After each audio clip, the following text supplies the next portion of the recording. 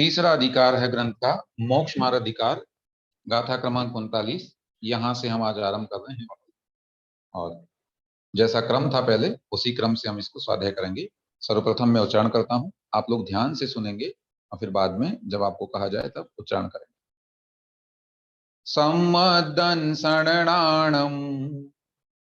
चरणं मोक्षस्य कारणं जाने व्यवहाराणि क्षयदो तत्तीयमयोनियो अप्पा। पुनः एक बार। सम्मदंसणाणं चरणं मोक्षस्य कारणं जाने व्यवहाराणि क्षयदो तत्तीयमयोनियो अप्पा।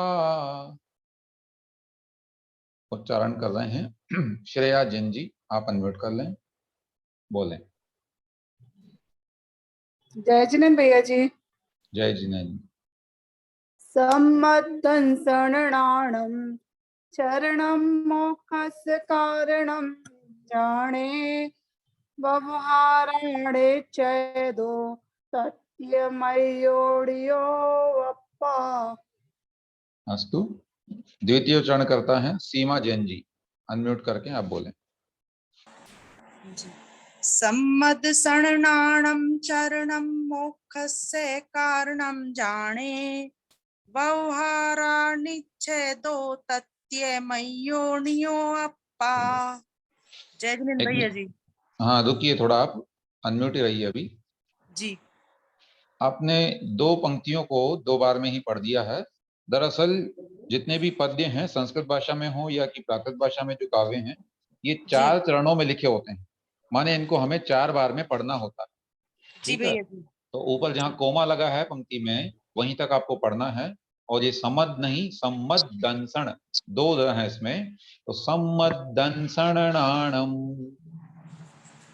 यहाँ तक बोलना है। बोलिए। जी जी जी, बोलूं दोबारा से भैया जी? हाँ एक बार और बोल दीजिए। सम्मदंसणाणं चरणं मोक्षस्य कारणं जाने व्यवहाराणि छेदो तत्यमयोनियो अप्पा। नहीं, देखिए इसमें कोमा कहाँ लगा हुआ है, निच्छेदों के बाद, है जी ना, जी वहीं पर रुकना है अपने को, तत्तीय को इधर नहीं जोड़ना। जी जी, ठीक है हाँ भैया जी। हाँ, तो थोड़ा ध्यान रखें, इनको पढ़ने का अपना एक क्रम है। हाँ जी भैया जी, मैंने पहली बार ही पढ़ा है। हाँ जी भैया जी। जी जी ठीक। बिल्कुल, तो कोई जी बात नहीं, आपने पढ़ने का प्रयास किया, अच्छा पढ़ा, बाकी ठीक। जी और आगे अभ्यास करेंगे तो अच्छा होगा। ठीक है भैया। अस्तु। सम्मद दंसणाणम, या सम्मद, ये जो है सम है सम्यक, और दंसण माने दर्शन, नाणम अर्थात ज्ञान, तो सम्यक दर्शन और सम्यक ज्ञान तथा चरणम यानी चारित्र, चलना है ना, जो आचरण करना, तो सम्यक चारित्र, ये मोक्षस्य कारणम जाने, इनको मोक्ष का कारण जानना चाहिए। आचार्य कह रहे हैं कि मोक्ष किससे होता है, सम्यक दर्शन, सम्यक ज्ञान और सम्यक चारित्र से। तब कैसे, जैसा कि शुरू से करते आए हैं, कौन से नय की अपेक्षा, उत्तर दिया आचार्य ने व्यवहारा, व्यवहार नय की अपेक्षा सम्यक दर्शन, सम्यक ज्ञान और सम्यक चारित्र को मोक्ष का कारण जानना चाहिए। फिर निश्चय दो, निश्चय नय से तत्तीय मयो नियो अप्पा, तत्तीय माने तत्तीय, उन तीनों से, मयो माने सहित, उन तीनों मय, नियो अप्पा अपना आत्मा, यानी रत्नत्रय से युक्त अपना आत्मा ही मोक्ष का कारण है। निश्चय से, निश्चय से तो पुद्गल क्या करेगा, उसमें कोई रोल ही नहीं है, उसका क्रियाओं का कोई रोल नहीं है। निश्चय से तो आत्मा शुद्ध है, तो उस शुद्ध का जो कारण है वो भी स्वयं शुद्ध आत्मा ही होगा।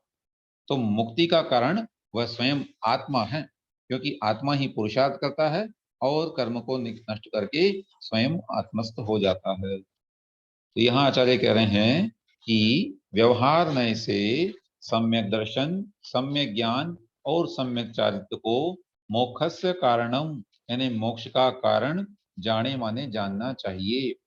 और निश्चय दो, निश्चय नय से तत्तीय मयो नियो अप्पा, उन तीनों से सहित अपनी आत्मा को मोक्ष का कारण जानना चाहिए, है ना। वहां पर आत्मा ही मोक्ष का कारण है और स्वयं आत्मा ही मोक्ष का कार्य है, निश्चय नहीं की अपेक्षा। व्यवहार में करण के अंतर्गत रत्नत्रय को ले लिया कि इनकी पालना से मुक्ति हुआ करती है। हाँ, जिज्ञासा आपने की है कि यहाँ पर कि छंद को पढ़ते समय यहाँ आर्या छंद है तो नमोकार मंत्र की तरह पढ़ेंगे। हाँ, इतना जरूर है कि नमोकार मंत्र में आर्या न होकर के विशेष आर्या कहना चाहिए उसको। गीति का छंद के अंतर्गत आते हैं ये, तो वहाँ एग्जैक्टली आर्या नहीं आती है। अगर आप नमोकार मंत्र को गिनेंगे तो उसमें 12, 18, 12, 15 इस तरह की मात्राएं नहीं बैठ पाती हैं, तो वो थोड़ा विशेष है। बाकी यहाँ ये आर्या छंद है जो आप पढ़ पा रहे हैं, इसको इसी रूप में पढ़ना चाहिए। पहले 12 मात्राएं, फिर 18, फिर पुनः 12 और फिर अंत में 15। ठीक, लास्ट लाइन फिर से बताइए। तत्तीय माने उन तीनों से, मयो माने मय अर्थात सहित, उन तीनों से युक्त नियो अपा अपनी आत्मा, निजो, निजो यानी नियो माने निज यानी अपना स्वयं का आत्मा जो है वह स्वयं आत्मा ही मोक्ष का कारण है। कैसे? निश्चयदो माने निश्चय नय से। तो मोक्ष का कारण कहां से लगाया? ऊपर की पंक्ति से अध्याहार कर ले, समझते हैं भावार्थ। मोक्ष मार्ग दो प्रकार का है, निश्चय मोक्ष मार्ग और व्यवहार मोक्ष मार्ग। इनमें जीवादि तत्वों का श्रद्धान और ज्ञान तथा रागादिक भावों के परिहार रूप चारित्र, इन तीनों की एकता को व्यवहार मोक्ष मार्ग कहते हैं। क्या मतलब? अर्थात जिस जीव में सम्यक दर्शन भी हो, सच्चा श्रद्धान, समीचीन ज्ञान और समीचीन चारित्र तीनों एक साथ पाए जाएं, वही व्यक्ति मोक्ष मार्गी है। कोई एक अगर होगा इनमें से, ऐसे एक तो होता नहीं है, मिनिमम दो हैं, सम्यक दर्शन और ज्ञान, अगर चारित्र नहीं है तो वो जीव मोक्ष मार्गी अभी नहीं कहलाए। इसमें दर्शन, ज्ञान और चारित्र तीनों ही आत्मा से पृथक परद्रव्यों के आश्रित है, इसलिए इसे भेद रत्नत्रय भी कहलाता कहते हैं। क्यों है ये आश्रित? सम्यक दर्शन क्योंकि अन्य द्रव्यों का भी श्रद्धान करना है, अन्य तत्वों का भी श्रद्धान करना है, तो उसमें वो भी आ गए, परद्रव्य पर आश्रित हो गया। ऐसे ज्ञान में उनका भी ज्ञान होगा पर पदार्थों का, और चारित्र में भी जो है क्रियाएं जो की जाएंगी वो भी आत्मा से पृथक है, परद्रव्यों पर आश्रित है, शरीर पर आश्रित है, इसलिए इसे भेद रत्नत्रय भी कहा जाता है। ये कैसा है? यह शुभोपयोग रूप है और सराग चारित्र भी कहलाता है। ठीक है ना, मुनिराजों का चारित्र शुभोपयोग और सराग चारित्र रूप कहलाता है। निज शुद्धात्मा का श्रद्धान, ज्ञान और उसमें ही रमण रूप चारित्र की एकता को निश्चय मोक्ष मार्ग कहते हैं। अब ये दूसरी पॉइंट ऑफ व्यू है। निश्चय की अपेक्षा बात करेंगे तो अपनी ही आत्मा का श्रद्धान करना है, उसमें परतत्व की कोई बात ही नहीं होगी, वहां तो केवल आत्मा ही आत्मा। तो श्रद्धान भी उसी का, ज्ञान भी उसी का, और रमण यानी उसमें ही विचरण करना, उसी के प्रति चिंतन करना, उसी के अंतर्गत जो है अपना निरंतर परिणमन करते रहना, ये है निश्चय मोक्ष मार्ग की स्थिति। ये कैसी है? यह ध्यानात्मक परिणति है। Very important point. निश्चय मोक्ष मार्ग ध्यान अवस्था की बात की जाएगी, उसमें बाह्य क्रियाएं संपादित नहीं होंगी। इसीलिए आप लोगों को मैं बताना चाहूं कि कुछ पूजाओं पर जो है अनेक गुरुजनों का निषेध किया जाता है। क्यों किया जाता है? उनमें हम कर तो क्रिया रहे हैं भगवान के समक्ष शुभ उपयोग की, और बात कर रहे हैं कि वो ये अच्छी नहीं है, ये अच्छी नहीं है। भाई अच्छी नहीं है तो आप कर क्यों रहे हो? नहीं, शुद्धोपयोग का चिंतन या शुद्ध का जो विषय है वह ध्यान का विषय है, उस रूप चिंतन अवश्य रखें। परंतु भगवान के सामने ऐसी भी बात करते जाएंगे और समक्ष में जो है पुण्य रूप क्रिया भी करते जाएंगे, तो ये थोड़ा ठीक प्रतीत नहीं होता। भक्ति में तो गुणानुराग किया जाता है ना, उनके गुणों के प्रति अनुराग, उनकी विशेषताएं बताई जाती है ना। उसमें कोई परिभाषा मिलती है कि बहुत ही अल्प गुणों को भी विस्तार रूप में जहां कहा जाए, छोटे से गुण की बड़ी बड़ी चर्चा जहां की जाए, वो होती है भक्ति। अस्तु, तो ये ध्यानात्मक परिणति है। इसमें दर्शन, ज्ञान और चारित्र तीनों आत्माश्रित होते हैं, वहां सिर्फ आत्मा का चिंतन है, इसलिए यह अभेद रत्नत्रय भी कहलाता है। यही शुद्धात्मानुभूति या शुद्धोपयोग है। व्यवहार प्रवृत्ति परक है और निश्चय निवृत्ति परक है। ध्यान से, ठीक है ना। ये व्यवहार ने की अपेक्षा से बात करेंगे मोक्ष मार्ग की, तो वो तो प्रवृत्ति रूप है, मुनिराज प्रवचन कर रहे हैं, मुनिराज विहार कर रहे हैं, है ना, और भी जो भी उनकी क्रियाएं होती है वो सब जो कर रहे हैं उसमें, जैसे सामायिक काल सॉरी प्रतिक्रमण कर रहे हैं और आचार्य वंदना कर रहे हैं, आचार्य भक्ति कर रहे हैं, ये सब चीजें जो है व्यवहार नहीं की मोक्ष मार्ग में आएंगे। और निश्चय नहीं तो निवृत्ति परक है, वो सबसे दूर हटाता है, केवल आत्मा में रमण करवाता है। व्यवहार मोक्ष मार्ग सराग अवस्था में होता है और निश्चय मोक्ष मार्ग वीतराग अवस्था में होता है। व्यवहार पराश्रित है, साधन है, जबकि निश्चय स्वाश्रित है और साध्य है। कितना अच्छा यहाँ पर व्यवहार मोक्ष मार्ग और निश्चय मोक्ष मार्ग का स्वरूप कहा गया। तो इस प्रकार इस गाथा में आचार्य महाराज मुक्ति का जो कारण है, कारण क्या होगा? मोक्ष मार्ग होगा।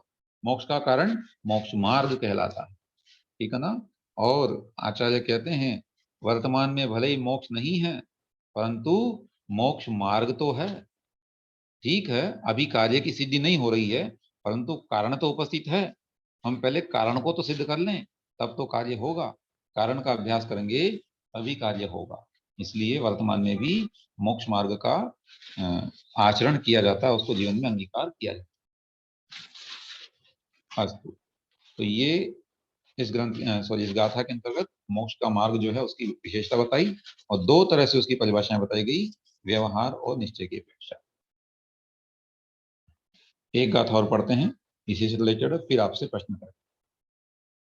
रयणतयं नवट्टै अपाणं मुइतु अर्णदवीयं हि तं हातत्यमय्यु होदिहु मोक्षस्य कारणम् आदा।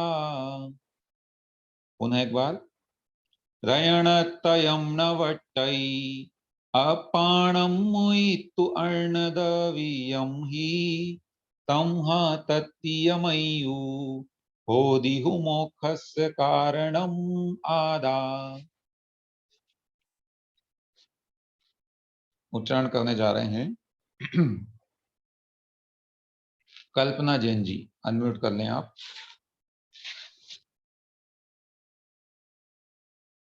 जी भैया जी, जय जिने। जय जिनेन्द्र। रयणतयं अप्पाणं मुयतु अन्नदवीयेमि तं हातत्यमय्यो होदिहु मोक्षस्य कारणम् आदा। बहुत अच्छा। इसमें पहले चरण में जो तीसरा शब्द है वट्ठई नहीं है, वो वट्टई, डबल मतलब वट्टई, जो, हाँ ये वट्टई, टकार है, ठकार नहीं है ना। जी जी, इसको कहते हैं, वट्टई। हाँ, अल्प प्राण वाला ही, महाप्राण वाला नहीं। अस्तु, द्वितीय उच्चारण कर रहे हैं आदरणीय वियांश जी, आप अनम्यूट कर लेंगे। जय जिनेन्द्र भैया जी। जय जिनेन्द्र। रयणतयं वट्टै अप्पाणं मुइतु अर्णदविहं मे तम्मा तत्यमय्यु होदिहु मोक्षस्य कारणम् आदा। अस्तु, रयणतयं न वट्टई। यहाँ पर पिछले गाथा में कहा गया था कि निश्चय से उन तीनों से युक्त आत्मा ही मोक्ष का कारण है। तो इसको थोड़ा और स्पष्ट करते हुए सिद्ध करते हैं आचार्य, रयणतयम यानी रत्नत्रय, न वट्टई प्रवर्तन नहीं करता, वट्टई माने वर्तन करना, माने रहना। कहाँ नहीं रहता? अपाणम मुइतु, आत्मा को छोड़कर, मुइतु माने छोड़ करके, है ना, त्वा प्रत्यय हो गया ये, इसका अर्थ होता है छोड़ना, है ना, पास्ट टेंस का यूज हो गया। तो अपाणम मुइतु, आत्मा को छोड़कर, रयणतयम रत्नत्रय, अर्ण दवियम ही, अर्ण माने अन्य, दवियम ही यानी द्रव्य में। तो निज जीव द्रव्य या आत्म द्रव्य को छोड़ करके शेष द्रव्यों में रत्नत्रय नहीं पाया जाता। हम स्वयं विचार करें, क्या पुद्गल वस्तु में रत्नत्रय पाया जाएगा?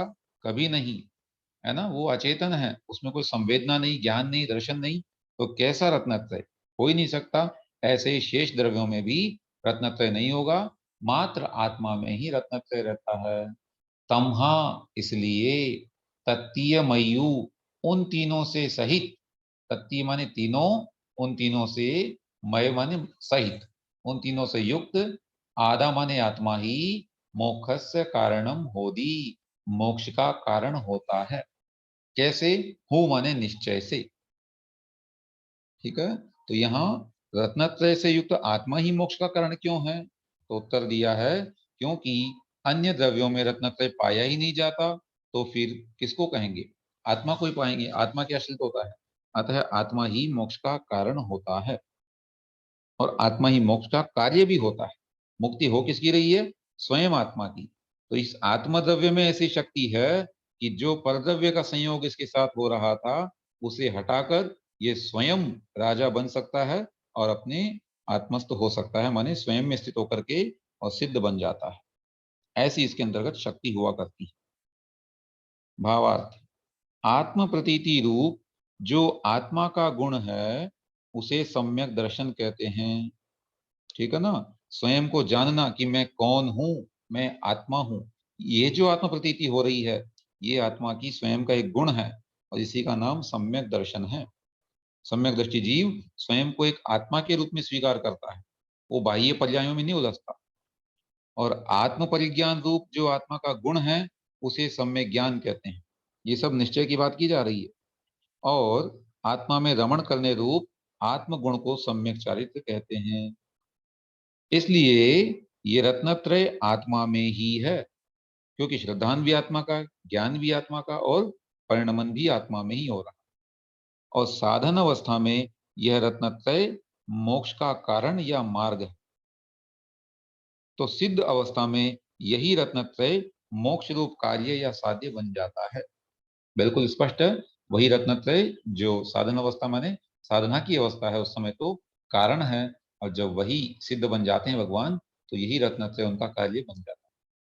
जिस प्रकार कपूर, अजवाइन का सत्व और पीपरमेंट से अमृत धारा बनाते हैं, इन तीनों को मिलाने से अमृत धारा बनती है। इन तीनों को जब योग्य अनुपात में मिलाते हैं तब वे तीनों अमृत धारा के लिए कारण बनते हैं, क्योंकि तीनों धीरे धीरे पिघलकर अमृत धारा रूप में परिणमन कर लेते हैं। लेकिन जब अमृत धारा रूप में परिणमन कर लेते हैं तब वे तीनों क्या बन गए? कार्य रूप हो जाते हैं। अमृत धारा बनने के पहले तीनों कारण थे, किंतु अमृत धारा बनने पर वे ही कार्य हो गए। इसी प्रकार रत्नत्रय भी मोक्ष के पहले तो कारण रूप होता है और फिर मोक्ष में स्वयं कार्य रूप में परिणमन कर जाता है। तो निज आत्मा ही अपने कार्य का कर्ता या कारण हुआ करता है। अस्तु, तो यहां तक संक्षेप में मोक्ष मार्ग को हमने समझा। फिर उसके आगे उसका रत्नत्रय का स्वरूप बताएंगे, लेकिन उससे पहले आपकी कोई जिज्ञासाएं हो उनको यहाँ रख लेते हैं ताकि समय पर उनका समाधान हो सके। हाँ, अनम्यूट करके विजया जी आप कुछ कहना चाह रहे हैं शायद। जी जी जी भाई साहब प्रणाम। मैं ये बोल रही थी कि ये जो गाथाएं हम पढ़ रहे हैं ये प्रवचन सार जी, समय सार जी की ही राग में पढ़नी है ना? वहां भी 12-18 ही है शायद ना? हाँ बिल्कुल, प्राकृत में जहां जहां आर्य छंद है सब जगह वही है। जी जी जी राग थोड़ी अलग जी। अलग हो सकती है। प्रणाम भाई साहब। राग, हाँ, राग का कोई ऐसा हाँ, नियामकता वो नहीं है। अपन भले ही बदल लो उसको। हाँ जी जी जी हाँ बिल्कुल। हाँ, अवश्य। जी। नीलम जैन जी नोएडा से। जय भैया जी। जय भैया जी, जी। तीसरा वाला चरण का अर्थ एक बार फिर से बता दीजिए। तमहा माने इसलिए, तत्तीय मयू उन तीनों से, मय माने सहित, उन तीनों से किन से? रत्नत्रय से, अर्थात सम्यक दर्शन, सम्यक ज्ञान और सम्यक चारित्र से सहित। आधा माने आत्मा ही मोक्ष का कारण होता है। ठीक है, क्लियर है। जी। जय जिनेंद्र भैया। अर्चना जी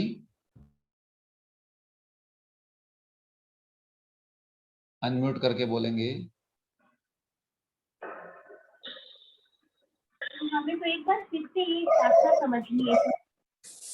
क्या समझना है आपको फिर से? क्या लोगे? बाकी लोग कृपया म्यूट रखें प्लीज। मैं आपकी जिज्ञासा को सुन नहीं पाया, प्लीज आप दोबारा बोल दीजिए अर्चना जी। पूरी गाथा दोबारा रिपीट कर दीजिए, मतलब ठीक है, मैं अभी दोबारा कर देता हूँ। हाँ ओके, अभी दोबारा कर देता हूँ संक्षिप्त में एक बार फिर से। उससे पहले प्रश्न है नरेंद्र कुमार जी मुजफ्फरनगर, अनम्यूट करें। जय बोलिए। जिनेंद्र। जय जिनेन्द्र साहब। जी, मैं दरअसल उच्चारण नोट करता हूँ, नोट हाँ। करने की कोशिश करता हूँ, लेकिन स्पीड इतनी तेज होती है मैं नोट नहीं हाँ। कर पाता। ये तो मैं चाहता हूँ कि स्पीड थोड़ा सा अगर कम हो तो अच्छा है। ठीक है, मैं और धीरे धन्यवाद। पढ़ने की कोशिश करूंगा। आप नोट धन्यवाद। करने का मतलब क्या वहाँ कोमास लगाते हैं कहीं पर? मैं कागज पे थोड़ा छोटा छोटा डैश के फॉर्म में लिख लेता हूँ उसे, डैश लगा अच्छा। लगा के। हाँ जी। हाँ हाँ हाँ, तो ये मतलब है। या तो ऐसा कर सकते हैं कि आपके पास अगर कोई इसकी पीडीएफ हो, मैं जी, आपको प्रोवाइड करने की कोशिश करता हूँ। आप मेरे को व्हाट्सएप लिखिए, तो ये उसमें जो है पीडीएफ ना। तो है, ये पीडीएफ तो मेरे पास है इसकी। नहीं नहीं, प्रिंटेड। मैं प्रिंटेड ये बुक चाह है रहा हूँ मेरे कि पास। आप, अच्छा प्रिंटेड बुक। प्रिंटेड बुक है आपके पास, हाँ जी, उसमें मार्क कर सकते हैं अगर आप चाहें। उसमें बहुत पास पास होते हैं ना, ये अक्षर लिखना मुश्किल हो जाता है, अच्छा अच्छा अच्छा, डैश चलिए लगना ठीक है, मैं डैश कोशिश लगना करूंगा और मुश्किल हो धीमा, थोड़ा धीमा होने की कोशिश जाता है। हाँ, करूंगा। चलिए, धन्यवाद। अवश्य। वियांश जी। भैया जी जय जिनेन्द्र। जय जिनेन्द्र। भैया जी ये प्रश्न 39 मोक्ष का कारण जो कहा था उस पर, उसके ऊपर बारे में था। आप मुझे हाँ बताया उसमें सराग चारित्र, हाँ वो समझना था, वो उसका अर्थ ठीक से जी, समझ में नहीं आया। मुनिराज की जो चारित्र है वो राग सहित कहलाता है। माने छठवें हाँ गुण स्थान में जब तक वो मुनिराज रहते हैं, उनके सराग चारित्र की अवस्था पाई जाती है। अभी उनमें जो है शरीर का संचालन करना है तो आहार ग्रहण करते हैं, पिच्छी हाँ। है, कमंडलू है, इत्यादि जो शास्त्र है वो सब रखते हैं अपने पास में। तो उनमें जो आंशिक ममत्व उनके पाया जा रहा है, वो राग सहित परिणति उनकी पाई जाती है। अभी पूर्ण वितरागता अवस्था नहीं होती। इवन जो क्रियाएं वो कर रहे हैं वो भी जी राग का प्रतीक है एक प्रकार से। तो वो सारा जो है उसमें भगवान की भक्ति इत्यादि जो है वो प्रशस्त राग है, लेकिन है तो राग ही, तो उसको सराग चारित्र कहा जाता है। और जब मुनिराज ध्यान में लीन होकर के और इन सब विकल्पों से दूर हो जाते हैं, आत्मस्थ होने की प्रक्रिया जहाँ शुरू होती है, वो वितराग चरित्र कहलाता मतलब छठे गुण स्थान तक सराग चारित्र रहेगा। है। बिल्कुल। सातवें सातवें में फिर वितराग चारित्र हो जाएगा सातवें गुण उसमें स्थान भी से। दो पार्ट होते हैं, सातिशय और वो जो उसके होता है एक अप्रमत्य जो है, तो उसमें वहां सातिशय वाले में जहाँ वितराग चरित्र की स्थिति मान जाती और सराग चारित्र और सराग संयम, उसमें क्या फर्क है? है। एक ही बात है, संयम कहें चारित्र कहें एक। अच्छा, और आगे आपने बताया कि व्यवहार मोक्ष मार्ग सराग अवस्था में होता है, तो एक वर्ड सराग अवस्था वर्ड भी नीचे आ रहा है इसी में आगे। हाँ हाँ हाँ तो सराग चारित्र और सराग अवस्था दोनों, ये भी दोनों एक ही है। हाँ, बात एक ही है ना, वहां सराग माने राग सहित अवस्था है। अभी वो जो व्यवहार मोक्ष मार्ग की अवस्था है, वो हाँ सारी क्रियाएं, क्योंकि व्यवहार में क्रियाएं तो होंगी और क्या होगा, है हाँ, ना। तो वो जो मतलब बाह्य छठे आचरण सातवें होता दोनों में है, सराग ये पकड़ेंगे, सराग चारित्र सराग संयम में पकड़ेंगे छठे सातवें के सातवें। दो हिस्से कर दिए जाते हैं। सातवें के दो हिस्से कर दिए जाते हैं, तो उसमें जो हिस्सा बाद वाला है सेकेंडरी जो, जिससे मतलब उसके बाद में आठवें के उसमें जाएंगे सातिशय होकर के, वो सातिशय वाला जो हिस्सा है वो वितराग में काउंट किया जाता नहीं, सातवें भाई के साहब दो भाग, सातवें, भाई साहब सातवें है। के हाँ दो जी। भाग वंदना कैसे? प्रणाम। ये बोल जी रही थी मैं कि सातवें गुण स्थान के दो हिस्से, स्वस्थान अप्रमत्त और सातिशय अप्रमत्त। हाँ हाँ हाँ, स्वस्थान अप्रमत्त और सातिशय जी स्वस्थान जी कह सकते जी हैं उसको, बिल्कुल। जी। तो ऐसा जो है वो वीतराग की, उसमें फिर आचार्य के विभिन्न मत मिलते हैं। कुछ आचार्य तो फिर बहुत ही आगे तक मानते हैं शुद्धोपयोग इत्यादि को या शुद्ध मोक्ष मार्ग को जो है। तो इसमें दो तीन मत मिलते हैं आचार्यों के, और उसमें से जो ज्यादातर प्रचलित मत है वो सातवें गुण स्थान में शुद्धोपयोग या वितराग चरित्र को माना जाता है। बाकी छठवें में गुण स्थान में जो है सराग चरित्र मानते हैं। सातवें के आधे तक सराग चारित्र हाँ, वो सातवां पकड़ भी जो लेंगे। है वर्तमान में सातिशय तो होता नहीं है, हाँ स्वस्थान होता है। और वो हाँ भी जो है मतलब उसमें झूलते रह, सॉरी हाँ ठीक है, वो महाराज जी के होता रहता है। तो छठा सातवां, और सातवां निरंतर नहीं होता है, कभी कभार होता है, ऐसा आकर्षित है। जब ध्यान में निमग्न है तब जी वितराग चारित्र हो जाएगा, जब ध्यान में हाँ निमग्न है, ध्यान हाँ, की क्रिया में। बिल्कुल बिल्कुल बिल्कुल। तभी तभी होगा वो, उससे पहले नहीं होगा। हम्म, माने जो वाह्य आचरण कर रहे हैं उस समय नहीं माना बराबर जी। जाएगा। जी। अस्तु।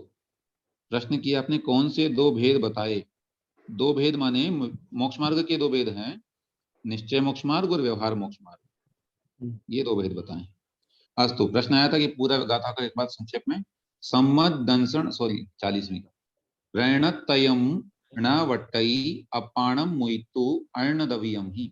प्रणतयम यानी रत्नत्रय, अपाणम मुइतु आत्मा को छोड़कर, आत्मा के अलावा, अर्णदवियम ही, अर्ण माने अन्य, दवियम मानी, दवियम ही यानी द्रव्य में, तो अन्य द्रव्य में णवट्टई नहीं पाया जाता, नहीं रहता वहां पर। अन्य द्रव्यों में रत्नत्रय की स्थिति बनती नहीं। तम इसलिए तत्तीयमयु उन तीनों से सहित आदा माने आत्मा ही मोक्षस्य कारणम होदी, मोक्ष का कारण होता है। हाँ, प्रश्न आया है सातवें गुणस्थान के दो भेद कौन से किए? एक स्वस्थान अप्रमत्त विरत और दूसरा है सातिशय अप्रमत्त विरत। सातवें गुणस्थान का नाम अप्रमत्त विरत सामान्य से है, छठा प्रमत्त विरत, सातवां अप्रमत्त विरत। तो उसके दो हिस्से हो जाते हैं, एक स्वस्थान अप्रमत्त विरत और एक सातिशय अप्रमत्त। तब जो सातिशय कब होता है? जब वो श्रेणी आरोहण के सम्मुख हुआ, और बाकी सामान्य से तो स्वस्थान हो। भाई साहब अपन ऐसा ले सकते ना कि सातवें गुणस्थान से शुद्धोपयोग प्रारंभ होता है, आगे आगे वो बढ़ता जाएगा। बिल्कुल बिल्कुल, उसकी विशुद्धि जी बढ़ती जी जाएगी। जी हाँ। बिल्कुल। अस्तु, आरंभ का ये हो गया है, दो गाथाएं। अब आगे बढ़ते हैं। गाथा क्रमांक 41। हाँ, शेष प्रश्न अब बाद में रखेंगे थोड़ा। जीवादि सद्दहणम सम्मत्तं ध्रुवमप्पणोतं तु दुर्भिणिवेश विमुक्तं नाणं सम्मं कुहोदि सदिजं हि। पुनः उच्चारण। जीवादि सद्दहणं सम्मत्तं ध्रुवमप्पणोतं तु दुर्भिणिवेश विमुक्तं नाणं सम्मं कुहोदि सदिजं हि। उच्चारण कर रहे हैं पद्मा जैन जी, अनम्यूट करें। जीवादि सदेहरणं सम्मत्तं रूपमप्परो तन्तु दुर्भिणी वेश विमुक्तं नाहं सम्मं कुहोदिसादिजम्हि। बहुत सही।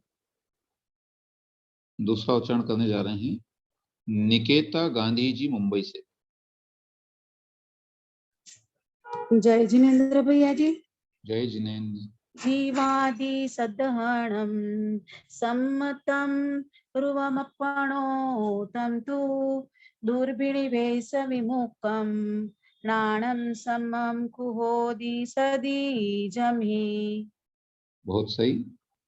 आइए अब हम अर्थ जानते हैं। जीव आदि सद्दहणम, जीवादि सद्दहणम लिखा है, संधि विच्छेद करते हैं तो जीव आदि सद्दहणम।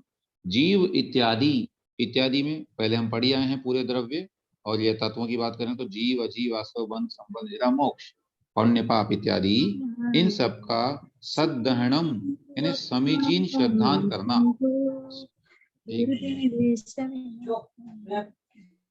रिपीट नहीं करें। जीवादि सद्दहणम, जीव इत्यादि तत्वों का सच्चा श्रद्धान करना सम्मतम सम्यक दर्शन कहलाता है, सम्यक्त्व कहलाता है। रूवम अपणो तम तु, और वह कैसा है? तम यानी वह तो, अपणो रूवम आत्मा का स्वरूप है, अपना उसका निज स्वभाव है। सम्यक दर्शन कोई बाह्य वस्तु नहीं है, अपितु उसके अंदर ही पाए जाने वाली एक अवस्था है, आत्मा का वो स्वयं स्वभाव है।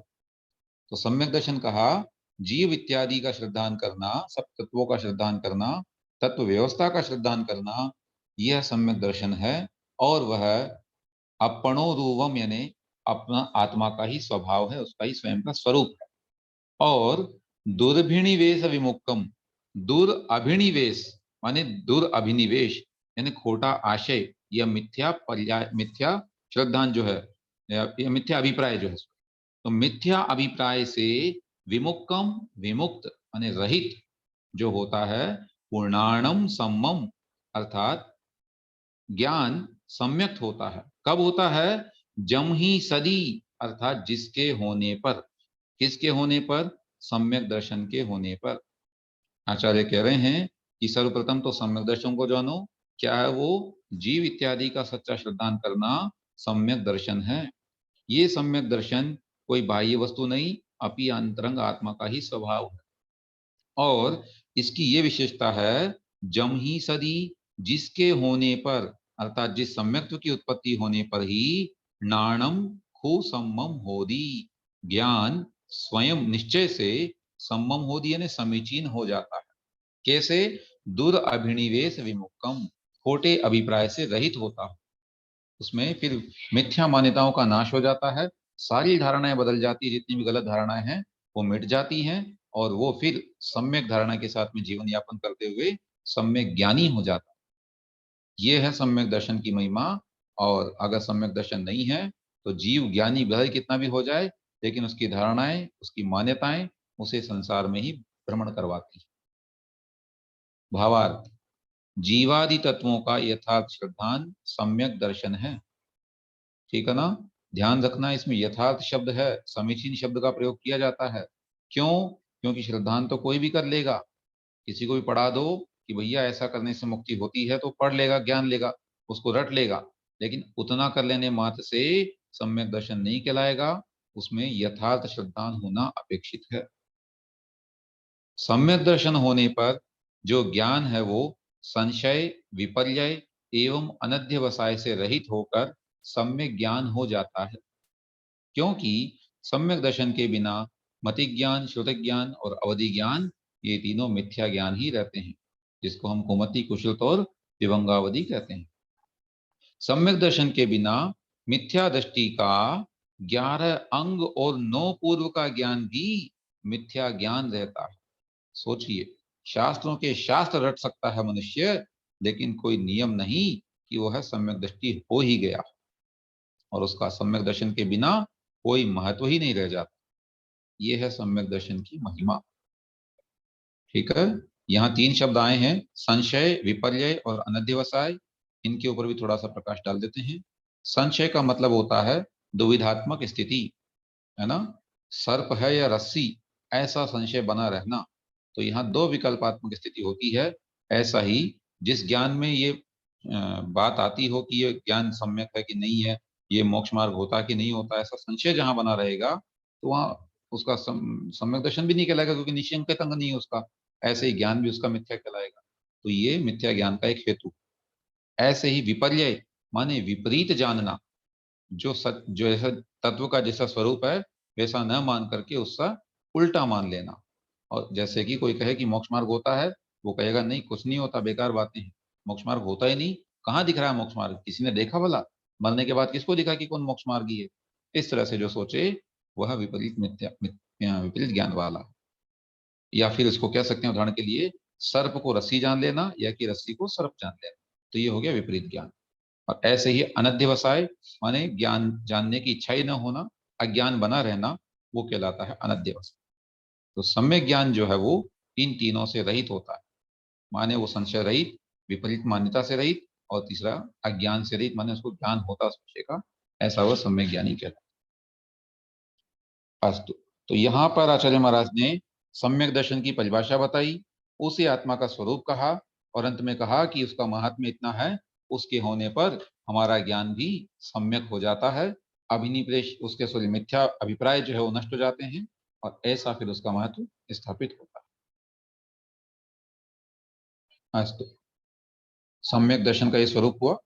इसी से रिलेटेड आगे थोड़ा सा पढ़ते हैं सम्यक ज्ञान का स्वरूप, और फिर आपकी वापस जिज्ञासाओं पर चलेंगे। संशय विमोह विभ्रम विवर्ज्यम अपरसरुवस गहनम सम्मर्णाणम सायारमणेयभेयं च। संशय विमोह विभ्रम विवर्ज्यम अपरसरुवस गहनम समर्णाणम सायारमणेयभेयं च। उच्चारण करेंगे विजया जी ठोलिया। आपने जैसा कि कहा कि प्रवचन सार इत्यादि के लय में करते हैं, मैं निवेदन करूंगा एक बार आप करके। जी, प्रवचन सार वाली राग में करे क्या? हाँ बिल्कुल बिल्कुल, स्वागत। संशय विमोह विभ्रम विवर्ज्यम अपरसरुवस गहनम सम्मन्नाणम सायारमणेय भेयम च। बहुत सुंदर और प्रणाम भाई साहब। बहुत बढ़िया। अब देखिए, आपने इसको एक नाम दे दिया है प्रवचन सर वाली जो लय है, तो संभवतः आपने उस ग्रंथ से ही इस लय का जो है अभ्यास किया होगा, इसलिए ऐसा नाम हो गया है। वस्तुतः ये जिस सब छंदों की, समय सार हाँ, जी भी समय सार जी भी जी इसी जी राग जी, में गाते भाई तो साहब। ये जो है छंदों की हुआ करती है लय। छंद कहते ही उसे हैं जिसे गाया जा सके, गेयात्मक जी छंद हुआ करते हैं। तो ये बेसिकली बहुत तो नहीं आर्या आता छंद की मुझे, लय है। थोड़ा बहुत कोशिश करती हूँ। जी, बड़ा जी बाकी जी अच्छा गाया जी। आपने, बहुत सुंदर। आप चलिए, बहुत सुंदर गाते हो, आप बहुत सुंदर उच्चारण है आपका, बहुत सुंदर। हाँ, अस्तु। प्रोफेसर सरोज जी जैन, या एक मिनट, अर्चना जी ने निवेदन किया है, आप अनम्यूट कर लीजिए।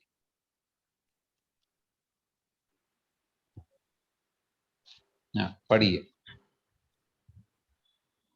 जय श्री जय जी। संशय विमोहम निश्चयम् अपस्पर्शरूपस्य गहनं सम्मर्णानं सायारुमणीयवेयं च। बहुत अच्छा। चलिए, अब इसका हम अर्थ देखते हैं।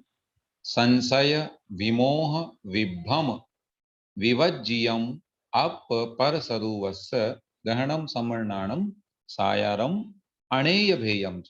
इसमें से निकलेगा अणेय भेयम च। संशय माने संशय, विमोह अर्थात विपरीत ज्ञान, है ना, और विभ्रम यानी विभ्रम। तीन शब्द आ रहे हैं यहाँ पर, संशय, विमोह और विभ्रम। तो संशय, विपर्य और अनध्यवसाय, इनसे विवर्जियम, विवर्जित, इनसे रहित, अप पर स्वरूपस्य, अपने और पर के स्वरूप का, माने आत्मा के और पर द्रव्यों के स्वरूप का, गहनम यानी ग्रहण करना, माने उसको जानना। तो आत्मा के विषय में और पर पदार्थों के विषय में जो जानना होता है, कैसे जानना है? संचय, विपर्य और अनध्यवसाय से रहित होकर के जो जाना जाता है, उस ग्रहण करने को, उस जानने को ही सम्मर्णाणम, सम्यक ज्ञान कहते हैं। वही सम्यक ज्ञान है। और कैसा है वो? सायारम अणेय भेयम च। सायारम यानी आकार सहित, यानी साकार, और अणेय भेयम यानी अनेक भेद वाला है। तो सम्यक ज्ञान की परिभाषा यहाँ पर कह रहे हैं। उससे बताते हुए एक व्याकरण का छोटा सा संक्षेप नियम बताता हूँ। यहाँ पर च शब्द आया है, कहीं पर यह शब्द आ रहा था। इस विषय में जान लेना है कि प्राकृत भाषा में अगर उस च या य से पूर्व में अनुस्वार हो, माने बिंदी हो, जिसे कहते हैं हिंदी में आप, तो उसके यहाँ पर जो है च का प्रयोग करेंगे। और अगर वो नहीं है तो य का प्रयोग किया जाता है। और दोनों का अर्थ जो है वो और के अर्थ में होता है ना। इसको बोला जाता है, एक मिनट, एक तरह से कलेक्टिव जो है ये हो जाता है कि दो चीजों को जोड़ने के लिए जहां पर प्रयोग किया जाए तो उसको कहा जाता है च। अव्यय है एक प्रकार का ये। तो सायारम अणेय भेयम च, सायारम यानी साकार, च माने और, अणेय भेयम अनेक भेद वाला है। अस्तु। तो परिभाषा यहाँ पर आचार्य महाराज सम्यक ज्ञान की कह रहे हैं कि जहां पर आत्मा और परद्रव्यों के विषय में संशय, विपर्यय और अनध्यवसाय से रहित होकर के जाना जाए, ग्रहण किया जाए, उसे सम्यक ज्ञान कहते हैं। और वह सम्यक ज्ञान साकार माने आकार सहित, माने विशेषता से सहित, है ना। श्रद्धान में या दर्शन में तो क्या स्थिति होती है कि उसमें सामान्य ज्ञान होता है, लेकिन फिर उसका जो और विशेष जाना जाता है वो आकार सहित या साकार कहलाता है, सविशेष कहलाता है। इसे ज्ञान कहते हैं और वह अनेक भेद वाला होता है। भावार्थ, सम्यक ज्ञान केवल सम्यक दृष्टि को होता है। इसलिए सम्यक ज्ञान के प्रकरण में कुमति, कुश्रुत और विभंगावधि को स्वीकार नहीं किया गया। सम्यक ज्ञान सम्यक दर्शन पूर्वक होता है, माने सम्यक दर्शन होने पर ही सम्यक ज्ञान होगा, और संशय, विपर्य तथा अनध्यवसाय से रहित होता है। इन तीनों की परिभाषा हम जान ही चुके हैं पिछली गाथा में। तो इस प्रकार से यहाँ पर सम्यक दर्शन और सम्यक ज्ञान का स्वरूप हमने जाना। इस विषय में आपकी जिज्ञासाएं अगर हैं तो उनका हम समाधान करेंगे। आइए चर्चा करते हैं। जिनको भी पूछना है हैंड रेस करेंगे। वियांश जी। भैया जी जय जिनेन्द्र। जय जिनेन्द्र। इसमें जो सेकंड लाइन में जो लिखा है सायारम हाँ और अणय भेयम, सायारम यह ज्ञान साकार रूप है। हाँ, साकार रूप में मतलब ज्ञान तो उसमें आकार तो कुछ है नहीं, आकार के साकार कैसे बोलेंगे आकार? उसको लिखा गया है, सुने, वहां आगम में आया है, नाणम नेयाकारम, माने ज्ञान जो है वो ज्ञेय के आकार का होता है। तो ज्ञेय माने पदार्थ जानने योग्य, तो उनका तो अपना आकार है एक प्रकार से, और उसको ये भी है, इसीलिए जो है लोक प्रमाण पूरा पूरा ज्ञान माना जाता है कि मतलब जहां जहां तक ज्ञेय है वहां वहां तक ज्ञान का आकार बनता है। भैया जी जो आकर थे ज्ञान अच्छा, गे प्रमाण पकड़ना है हमको, गे प्रमाण। हाँ जी, ज्ञेय के आकार का ही ज्ञान होता है। और ये संशय विपर्य अनंत विषय सम्यक दर्शन में भी आया हुआ है और सम्यक ज्ञान में भी आया, दोनों जगह आया हुआ है। नहीं, सम्यक दर्शन में तो नहीं आया है, वहां पर उन्होंने भावार्थ में लिख दिया है। वहां पर तो दुर्बिणी वेश ये मुकम किया उन्होंने कि दुर्भिप्राय से विपरीत अभिप्राय से रहित हो जाता है। माने हाँ। वहां भी बात तो ज्ञान की थी कि वहां जब सम्यक दर्शन होगा जीव को, तब उसके सम्यक ज्ञान प्रकट होगा। तो कैसा सम्यक ज्ञान प्रकट होगा ये बताने के लिए वहां पर वो दुर्बिणी वेश मुकम कहा, उससे हमने ये तीनों को ग्रहण कर लिया। बाकी विशेषताएं ये तीनों सम्यक ज्ञान की ही है, दर्शन की विशेषताएं तो डिफरेंट।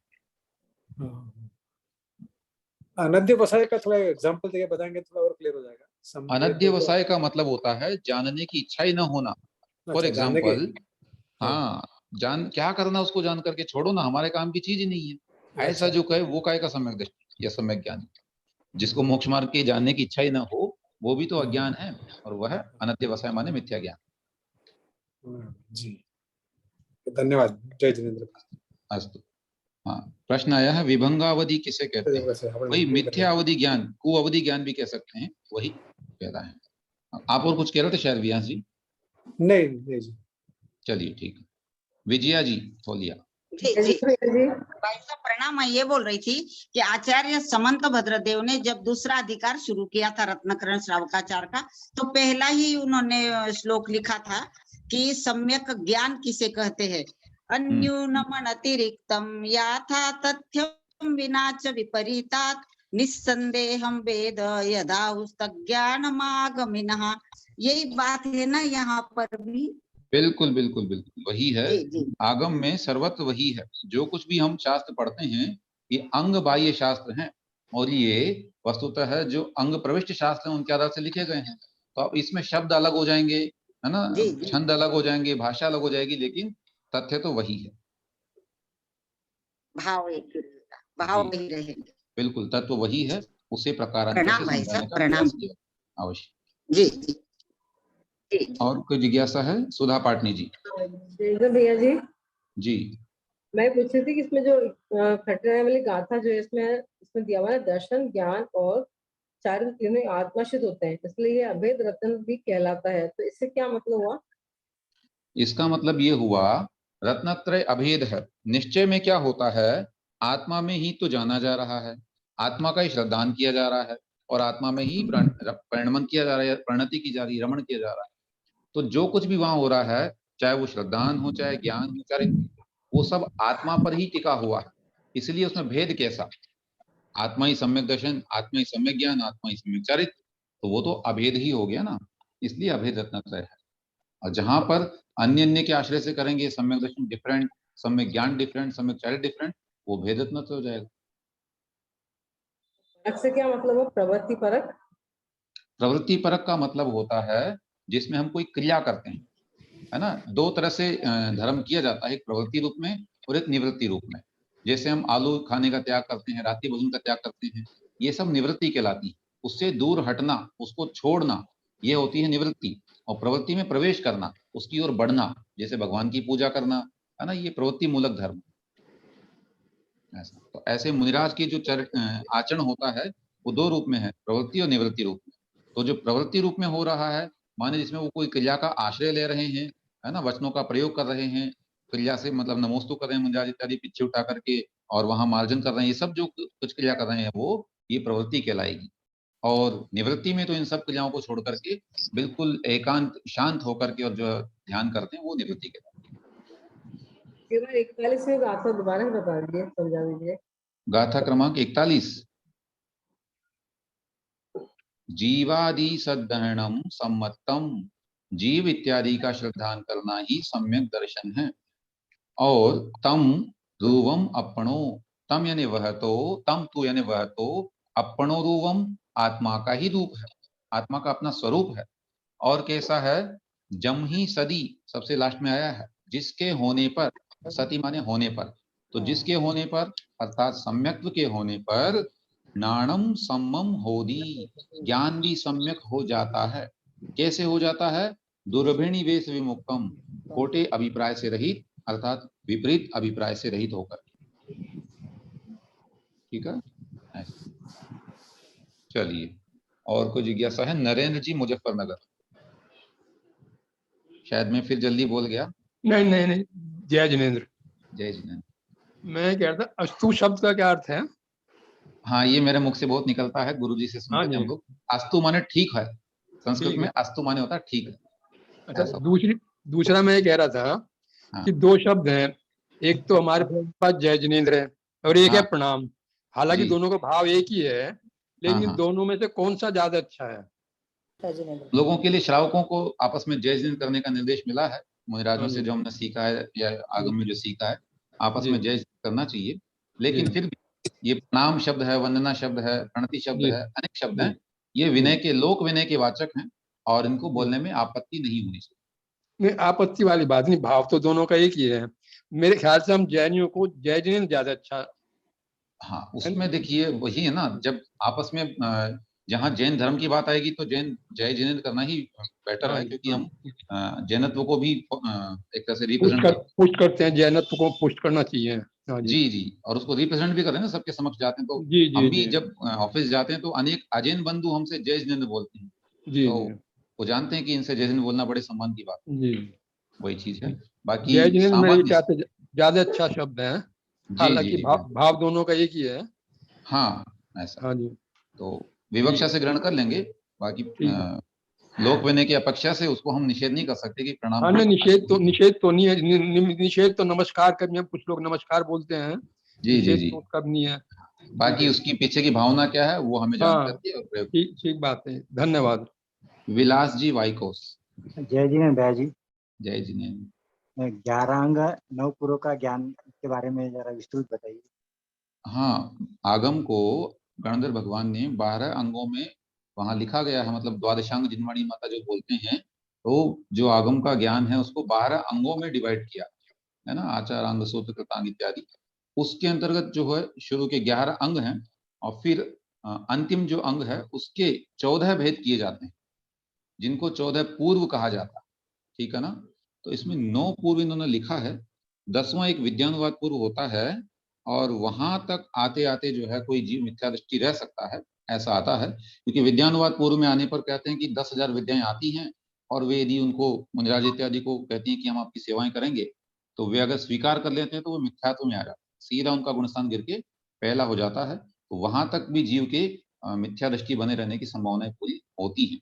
इसलिए लिखा है कि इतने अंगों तक का ज्ञान भी हो जाए तब भी मिथ्या दृष्टि रह सकता है जीव, और वो मिथ्या ज्ञानी ही रहता है। और यह है कि लिखा गया ना कि अणुव्रत नहीं, उसमें पे सम्यक दर्शन नहीं, मुनिव्रत धार अनंत बार त्रिवक उपजाए, तो उसमें यही आता है कि कोई मिथ्या दृष्टि मुनि अगर बने तो वो ग्रेवेय तक जा सकता है, 9वें ग्रेवेय तक जा सकता है, लेकिन उसका ज्ञान वहां पर भी मिथ्या ज्ञान ही रहा आता। बाकी पे निज ज्ञान सम्यक ज्ञान बिना सुख लेश न पायो, जब तक अपने आत्मा का ज्ञान नहीं होगा सम्यक ज्ञान, तब तक कुछ भी प्राप्त होने वाला नहीं। तो ज्ञान से ज्यादा बेटर है श्रद्धान पर भी हमको फोकस करना चाहिए। ज्ञान की भी अपनी महिमा है। ये और ध्यान रखना है कि सम्यक दर्शन होते ही सारा ज्ञान सम्यक ज्ञान हो जाएगा, तो फिर सम्यक ज्ञान को तो हमें पढ़ना ही नहीं चाहिए, ऐसा नहीं है। वहां स्पष्ट लिखा है पृथक आराधन इष्टम, है ना, सम्यक ज्ञान का पृथक आराधना कही गई है। ज्ञान आराधना, 4 आराधनाओं में एक आराधना ज्ञान की भी आराधना होती है। तो सम्यक ज्ञान के लिए भी बहुत पुरुषार्थ करना चाहिए और स्वाध्याय अवश्य करना चाहिए। इसको जानकर ये धारणा नहीं बना लेना जी। सम्यक दर्शन हो गया तो ऑटोमेटिक ज्ञान तो हो ही जाएगा, नहीं, ज्ञान के लिए अभ्यास करना पड़ेगा, शास्त्र पढ़ने पड़ेंगे। मतलब दोनों एक ही सिक्के के दोनों पहलू है, ऐसा है, ऐसी बात है। हाँ बिल्कुल, दोनों पहलू हैं, दोनों पहलुओं पे ध्यान देना पड़ेगा, किसी एक पर। भाई साहब सम्यक दर्शन और सम्यक ज्ञान एक हाँ। समयवर्ती क्रिया होंगी। जैसे सम्यक दर्शन होगा उसी क्षण ज्ञान भी सम्यक हो जाता बिल्कुल बिल्कुल है ना। बिल्कुल। अभी समय अपना हो गया है, अतिरिक्त नहीं करते हुए आइए जिनवाणी स्तुति पढ़ते हैं।